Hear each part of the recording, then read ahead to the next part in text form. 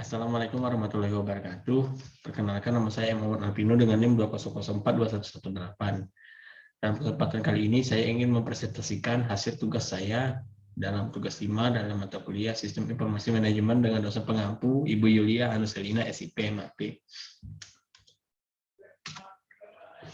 Lalu kita masuk ke apa saja ke pembahasan kali ini. Yang pertama, sistem pengolahan transaksi atau TPS. Lalu yang kedua ada otomasi perkantoran atau OA.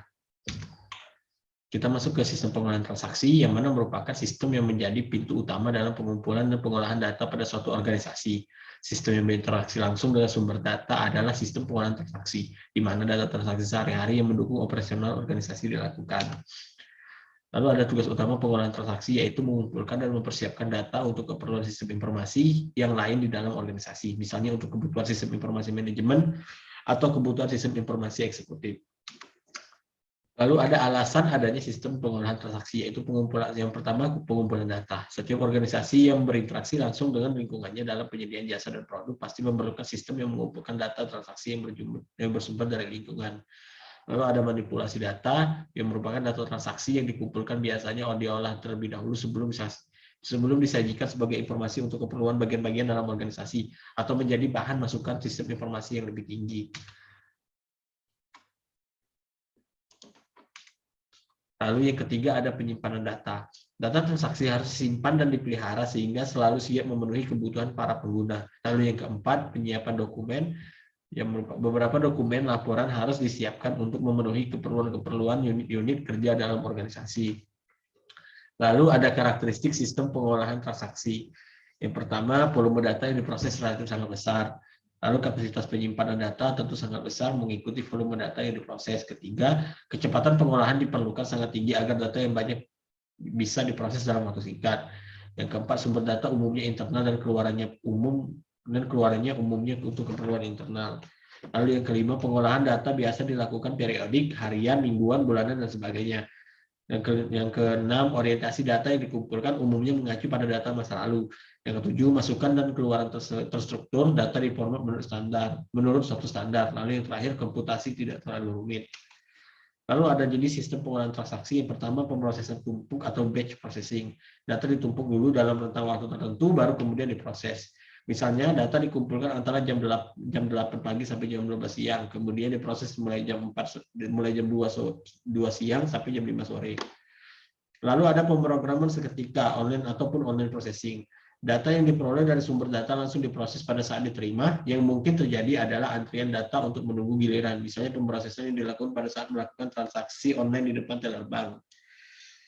Lalu yang ketiga ada real-time processing, merupakan pemrosesan data yang tidak boleh ditunda karena waktu sangat kritis. Penundaan pengolahan dapat mengakibatkan sesuatu yang fatal. Misalnya pengolahan data hasil pemantauan aktivitas gunung berapi. Lalu yang keempat ada pemrosesan hybrid atau inline. Perpaduan antara batch online dan offline. Perpaduan antara batch dan online.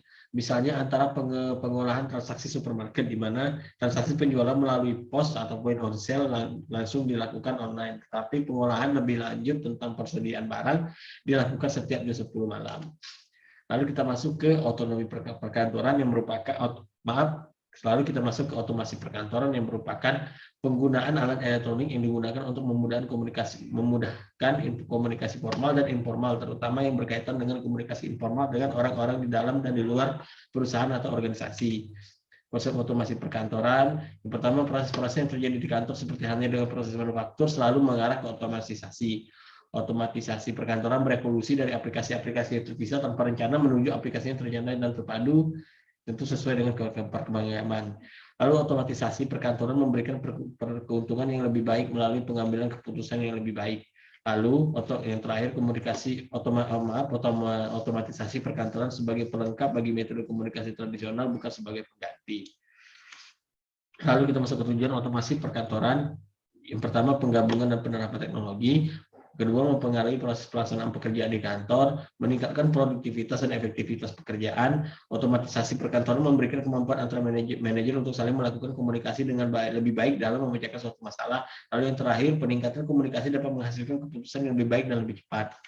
Lalu ada manfaat otomasi perkantoran, yaitu menjelaskan pekerjaan kantor dengan lebih mudah, mengurangi kebutuhan akan staf dalam jumlah besar, memerlukan sedikit tempat untuk menyimpan data, dan beberapa orang yang dapat memperbarui data secara bersamaan dalam hal perubahan jadwal.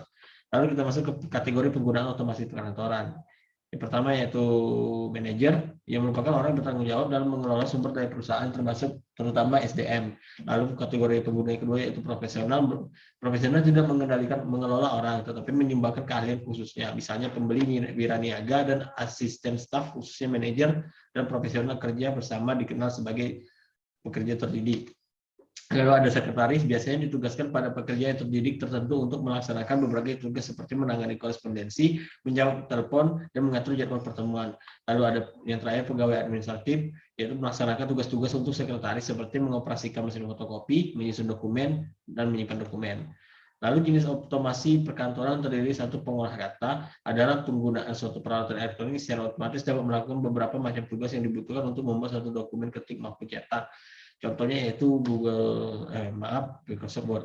Lalu ada surat elektronik atau elektronik mail, dan yang bisa lebih kita kenal dengan email adalah penggunaan jaringan komputer yang memungkinkan para pengguna mengirim, menyimpan, dan menerima pesan-pesan dengan menggunakan terminal komputer dan alat penyimpanan.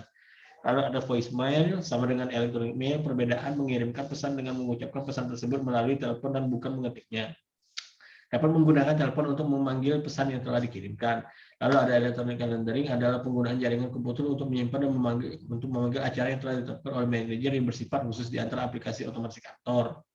Lalu ada video conferencing, melengkapi sinyal audio dan sinyal video. Peralatan televisi digunakan untuk mengirim dan menerima sinyal audio dan video. Orang yang berada di dalam suatu lokasi dapat melihat dan mendengar suara orang yang berada di lokasi lain sebagai konferensi dilakukan. Contohnya Zoom meeting.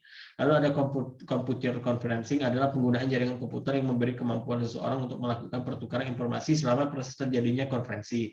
Aplikasi ini seperti electronic mail karena keduanya menggunakan hardware dan software yang sama. Lalu ada video teks, penggunaan komputer untuk memberikan tampilan materi tekstural pada layar CRT. Materi tekstural berbentuk naratif dan atau tabulasi, dan ia disimpan dalam penyimpanan sekunder pada komputer. Berikut merupakan pustaka yang saya pakai. Baik, tanda terima kasih berarti menjadi penghujung presentasi saya pada kali ini. Mohon maaf apabila banyak kesalahan yang telah saya perbuat. Terima kasih. Wassalamualaikum warahmatullahi wabarakatuh.